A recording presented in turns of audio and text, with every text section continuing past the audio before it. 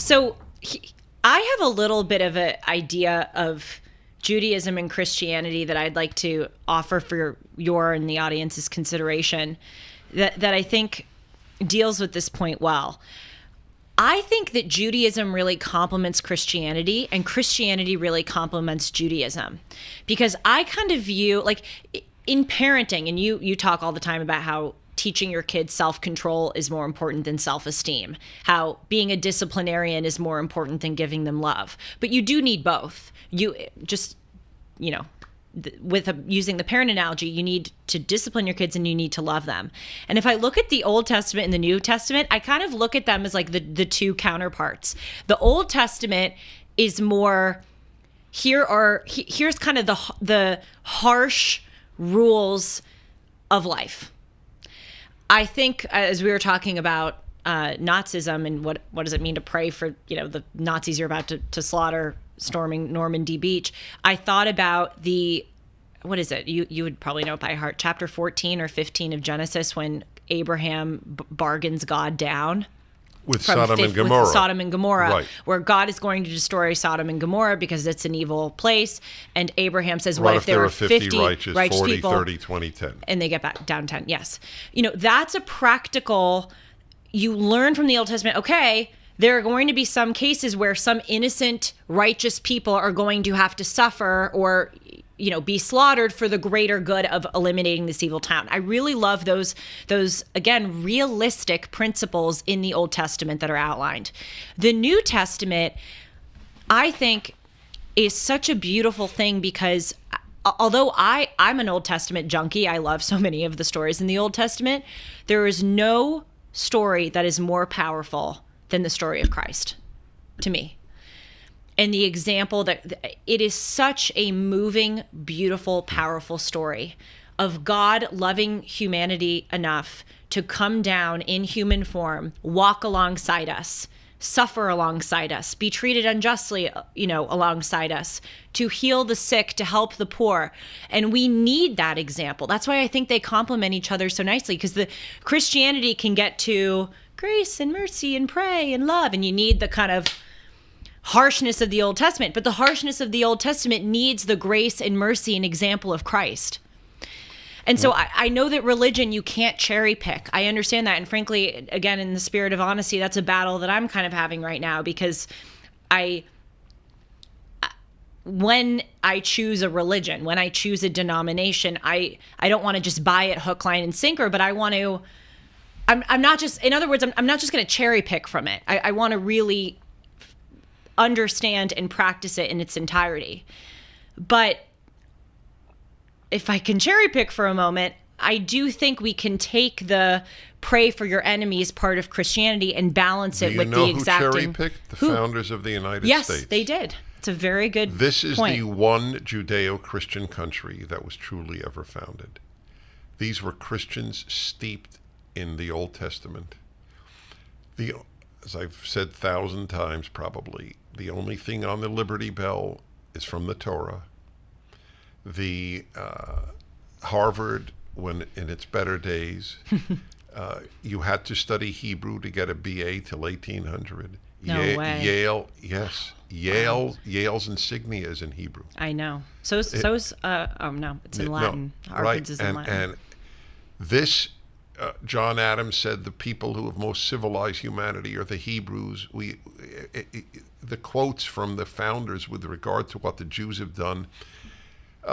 Jefferson and Franklin were not even traditional Christians. They didn't believe in the Trinity. They were certainly steeped as cultural Christians. They wanted the Great Seal of the United States to depict. They even designed it. You could see it on the internet. The Jews leaving Egypt, the Israelites leaving Egypt. The Israelites left Egypt, America leaves Europe. That was the analogy. This has been, the Christians of America have largely been Judeo-Christians. Yes. That's why Jews, is another battle of my life. Well, it was battle number one against the secularization of society. Jews who thought they'll be more secure the more secular America is, which a lot of Jews have believed, we're foolish beyond words. The reason Jews have had it uniquely good in America is because the Christians of America were so Judeo in their Christianity. Yes. And so, as I put it in my column, which anyone can see, including in Jewish journals, not just in the regular press, is when Christians went to church, when Americans went to church, Jews were more secure. So your cherry pick is possible. Taking from both is a great idea.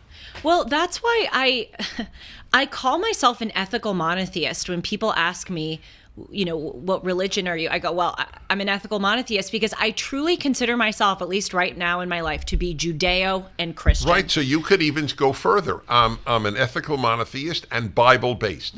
Yes.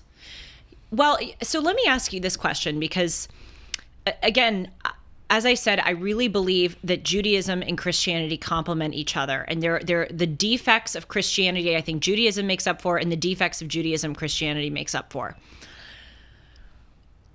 One of the things that I think is so incredible about Christianity is that when you have nowhere else to go, when you feel like you have really gone down a bad path in life and you have, you've sinned and you feel like you're a bad person and you're defective, you can go and, as the Christians say, lay that at Christ's feet and you can be redeemed. And it's this kind of, I agree with you. It's this amazing, it is a beautiful thing. It is an amazing thing that you can go from the dregs of humanity. And if you believe in Christ and you seek that out according to that faith, like I'm thinking in terms of paintings, in Botticelli's Nativity, there's an image of these angels taking men, literally grabbing them and hoisting them up from this ground where demons are trying to grab them. And that's how I view Christianity. Like you can be being dragged down in the mud and you can be redeemed and saved and forgiven. That is amazing.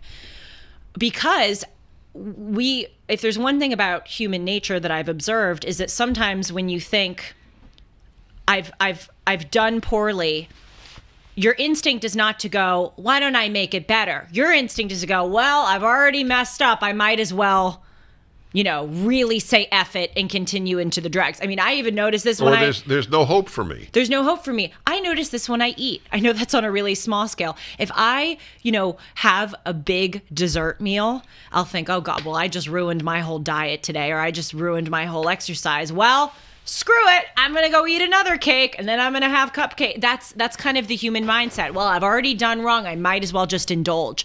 And Christianity moves you away from that. Is there a counterpart to that in Judaism?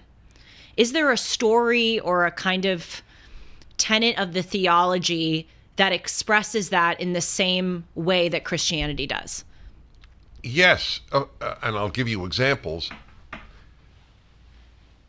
It's not as immediate or as central, perhaps, as it is in Christianity. I mean, you could literally step forward and accept Christ that afternoon, and that happens. Mm-hmm. And it does. It changes. I know that people have changed. Right. I was the cab driver like 35 years ago in some southern city. And I love talking to strangers, and I was talking to him about his life, and he said, he was about 50-something years old, and he was way older than me, and the point he was making was, I led a terrible life. I was drugs and sex and alcohol. I said, and what turned you around? It was Christ. And I believed it. And this Jew knew he was telling me the truth. There was not a doubt in my mind that the man was telling me the truth. Has Judaism turned people around? There's no question. But it's sort of a more laborious process. What is it? One of the most famous stories in the Talmud, which is the great book after the Bible in Judaism. So a pagan comes to two different rabbis, Hillel and Shammai, two giants, who always disagreed with each other. And he goes, so, As you say, that's a mitzvah. well, it's certainly, I would say, it's central to Judaism that you could differ and both be right in certain ways. Elu va'elu divrei Elohim chaim. They're both speaking the words of the living God. That's the motto. It's a beautiful motto. Anyway, so he goes to Rabbi Shammai and Rabbi Hillel, different homes. He goes, so what? Explain to me Judaism while standing on one foot. And so Shammai actually hits him with his stick and says, what, are you kidding? I can't explain Judaism standing on one foot. Get out of here. Just not impressive, I must say. But the Talmud records everything that the people said. Goes to Hillel's house, and Hillel says, sure, I'll tell you. Do not do to others what you don't want done to you, or do not do what is hateful to you. Do not do to others. The rest is commentary. Now go and study. It's a very famous 3-part answer. The essence is ethical behavior.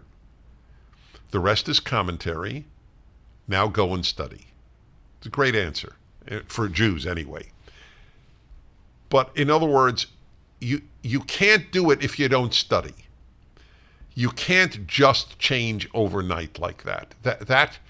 That immediacy that I'm talking about, which does happen to people in accepting Christ, I have no doubt about it, like this cab driver. But you're right, that is not the mode of Jewish expression as much. I do want to tell you, though,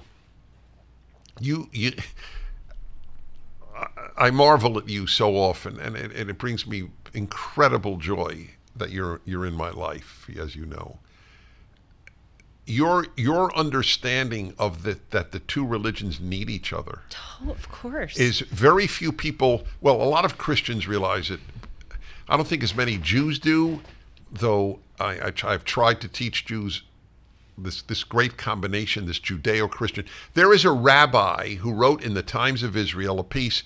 This is a nonsense term, Judeo-Christian values. By the way, a lot of Christians do that. I know. Oh, so but there are just as many voices on both sides who don't like that term, and I disagree. And the libs hate it. Huh? The libs hate it.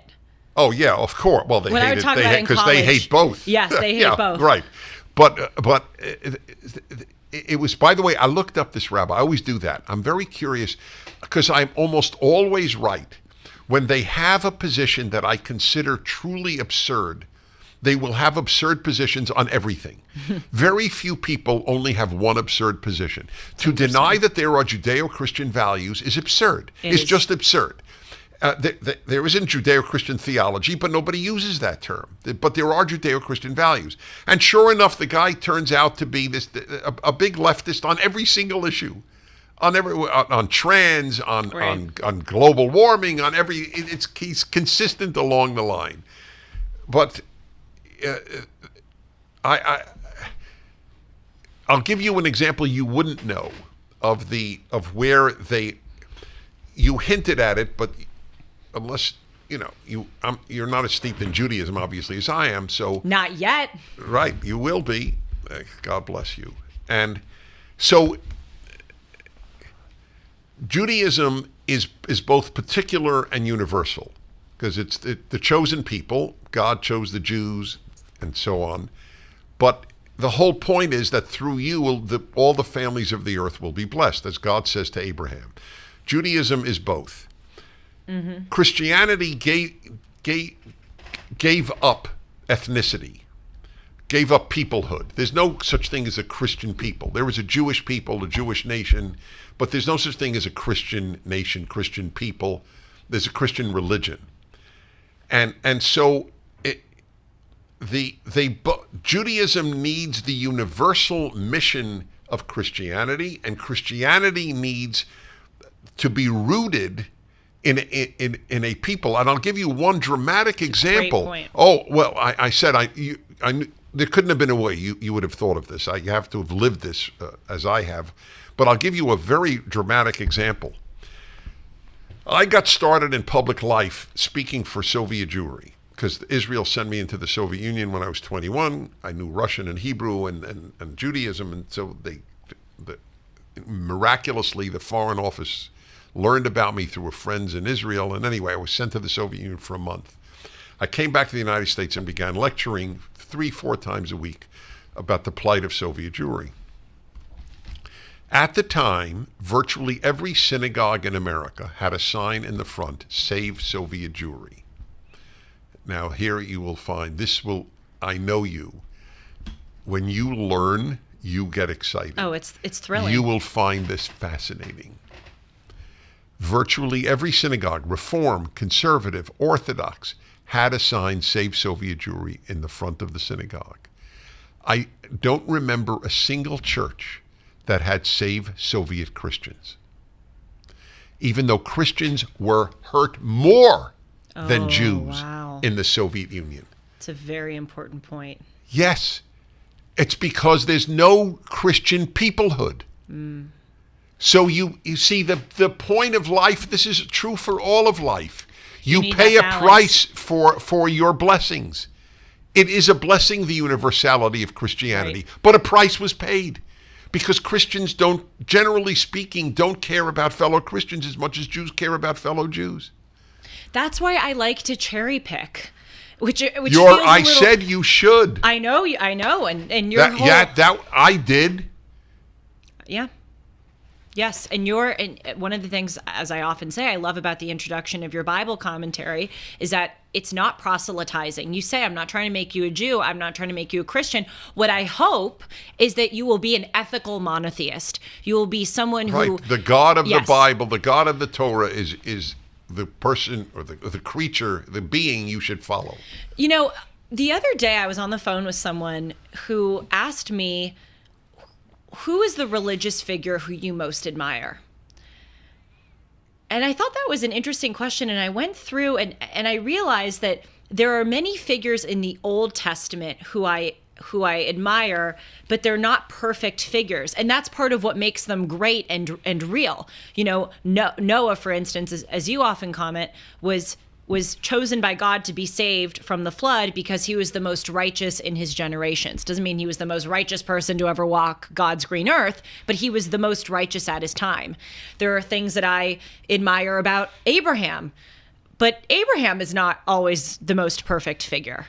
You know, I mean, I know that he had no choice but to sleep with Hagar, the slave, because his wife was barren. That concubine was a common thing then. But I mean, look, people have problems with his lying about his relationship to Sarah. Exactly. Maybe he was right, maybe he was wrong, but he's not perfect. I'll give you a controversial one that's, I say controversial, it's only controversial to the religious. The secular person listening to this is going to be like, how is this controversial? But I kind of take issue with Abraham adhering to God or the angels called to bind Isaac. I don't know if I admire that. That was a test, and I'm not so sure that he did the right thing. Maybe the test was designed for him to say, no, I'm not going to do that. That's right. You will not be alone in thinking that. Right. So the point is, when that person asked me this question about who I admire, there were individuals who had actions in the Old Testament who I admired, that I admired. But of course, the person that stood out to me as the be-all, end-all, who I would model myself after, is Christ.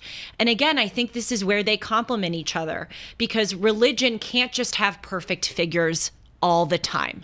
It would render religion useless and mystical. We can't be perfect. We need to see ourselves in the scripture. We need to see barrenness. We need to see temptation. We need to see rage. We need to see that. But also we do need a perfect figure in religion who we can model ourselves after. And that's what I think is so great about Christianity. I recently had an experience with Dr. Bob Hamilton. I feel comfortable saying his name, though maybe he wouldn't want me doing it on the air. Well, the only reason he might not want you is because of Christian sin of pride. So he would feel guilty that he was being praised so highly, and he especially would, by both of us. Yes, I adore him as much as you do. Well, he was at a Shabbat dinner recently. one of our Shabbat dinners. It's amazing. I call it our I Shabbat love that dinner. you said I feel kind of our. I wrong love saying it. that, I love but it. they're so They feel are. so much like You're- my family. That's right. That I feel comfortable saying that. Anyway, he and his lovely wife were there, and they have 6 children and probably 50 grandchildren, and they're committed Christians, and they are just salt of the earth people. Anyway, Dr. Bob is a pediatrician, and he was kind enough to invite me to shadow him for a day at his office. Now, people listening may be thinking, what's the reason for that? I have no connection to the medical field, but he just wanted me to learn. And he took me to the NICU unit, the neonatal ICU unit at St. John's Hospital in Santa Monica, and another hospital. And we looked at these, like 5-pound premature babies. It was just, we could do a whole Dennis and Julie episode on what I observed there and what I learned. But as we were walking back to his office after seeing those little NICU babies, I asked him, because he's so loving to everyone, but you really see his sense of duty shine through when he's holding these children and trying to care for them. And I said, Dr. Bob, what animates you? What motivates you to do what you do? And he said a very simple answer: I try to serve as Christ served. I have the chills because I know it's true. It's true. This man goes to some of the poorest places on earth and does free medical work. And how many people do that? And it's because of that example. We need that perfect, glorious example. It works. See, that my question, going back to the beginning because we're nearing the end. If X produces a Bob Hamilton, X must be pretty damn impressive. Yes. And that has been my view of so many American Christians. And I always say American because Europe's Christians were less Judeo and less noble. They forget forget the Holocaust, which was not done by Christians, but it was observed by Christians. Let's put it that way. But they killed each other. Catholics and Protestants slaughtered each other over theology. That's what's really mind-blowing. Yeah. Not about ethics, over theology. So, but in America, we've had a very remarkable, again, Judeo-Christian. And so a lot of people that I've known would have given his answer. And that's very powerful. And by the way, there are Jews who devote their lives to others, and they're animated, obviously, by something Jewish. Mm-hmm. But it is interesting, and this, I'm smiling because it's a very touchy subject, but I'm okay with that. There is no question that having a human, and Christ is human and divine, right? He came as a human, obviously, is a powerful motivator. And the way I know that, interestingly, is, aside from all my Christian friends, is from some of the people I most admire who do incredibly selfless work in Judaism, Chabad. These Orthodox Jews who have Chabad houses all over the world. Literally all over the world. I visited Chabad houses in Japan and Cambodia and Morocco, and they have one in Congo. They're in all 50 states. They're everywhere. They've even opened the Chabad in Gaza, which is just to service. I'm sorry, come again? Yes, I know. Chabad in Gaza? Yeah, I just saw the sign. It's half serious and half light, but they wanted to service the troops for Hanukkah. Wow. But they are animated not only by the Torah, not only by Judaism, not only by Jewish law, but by their Rebbe. The great Rabbi Menachem Schneerson, the Lubavitcher Rebbe, the great, probably the greatest Jewish figure of the 20th century. Now, obviously, he's not Jesus, in Judaism or for them, but he has a status that is above the normal human for them. And I see how animating he is. These people, at the age of 25, a young Chabad guy and his wife, because you can't go as a single guy, you have to be married, will open up a Chabad house, let us say, in Pierre, South Dakota, where there are virtually no Jews. Or even more amazing, in Cambodia. And they will live there till they die. I mean, that is an incredible commitment to leave the world you know completely and just serve people in that area. But the animation is not just God, it is not just the Torah, it is the Rebbe, that figure. Yes. So I get it when he says, I want to serve like Christ served, quoting Bob Hamilton. Yep. That is a powerful force. Well, again, I know that we're close to the end, but I'll leave you with two thoughts. First, as you know, and many of the listeners know, I have a sister with very severe autism who has lived in group homes for about a decade now. She lived at home and then she went to a school in Massachusetts, and then she's lived in group homes for about a decade. And we've had horrible problems with her care. And people have asked me, is there a theme, like with what constitutes a good caretaker and the bad caretaker? And it's really not so much a divide by race or by gender. It's a divide between religious and non-religious. That's right. The best correct. caretaker, and it is right, who serves my sister, is a devoutly committed Christian. Yes, I would like to ask people, if you had a sister like Julie does, yep, who could not in any way defend herself, can't even complain, doesn't speak, and you know, I have two caretakers for you. One is completely irreligious, and one goes to church every Sunday. Would you flip a coin?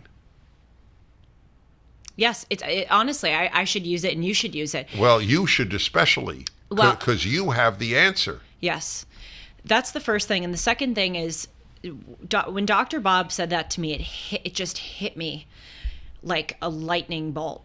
And I thought, because as I've said on the show, I don't quite know what I believe. I believe in Christ and that he walked this earth and was a remarkable human being. I don't know if I believe in the resurrection. I don't know. I'm truly kind of in question mark land, and I'm not afraid to admit that.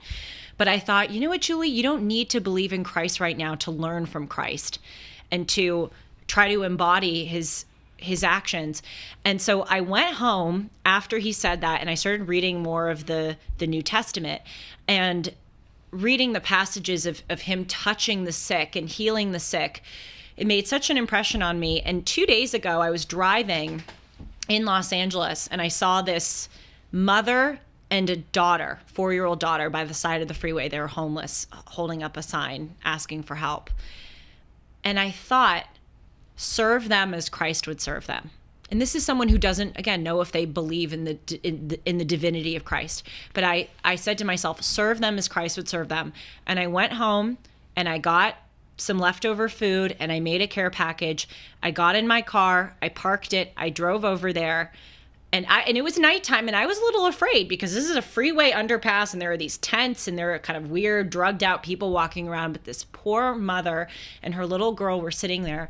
And I was afraid, and I just kept saying to myself, serve as Christ would serve as Christ would serve.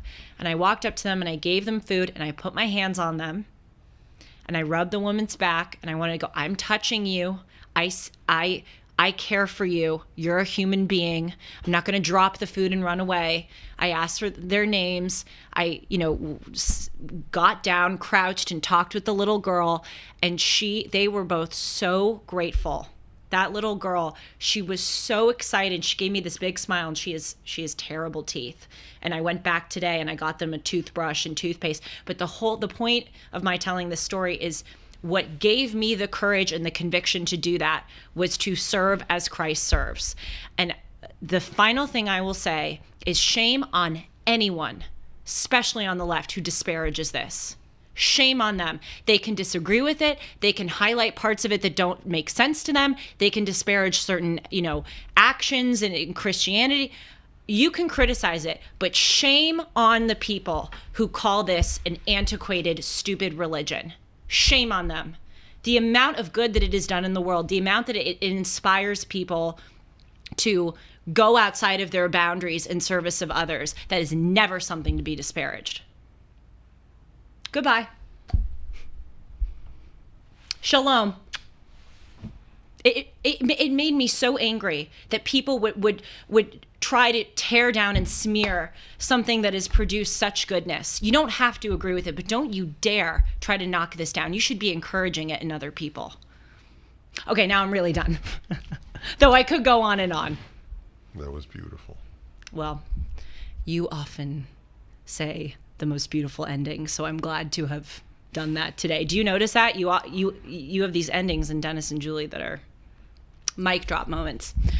You can reach me at julie@julie-hartman.com. I love hearing from you, especially when you start the email with shalom and end it with shalom. And you can follow me on Instagram and Twitter at Julie R. Hartman. You can follow Dennis on Instagram at the Dennis Prager. And what's your Twitter? Is it at Dennis Prager? Follow me at dennisprager.com.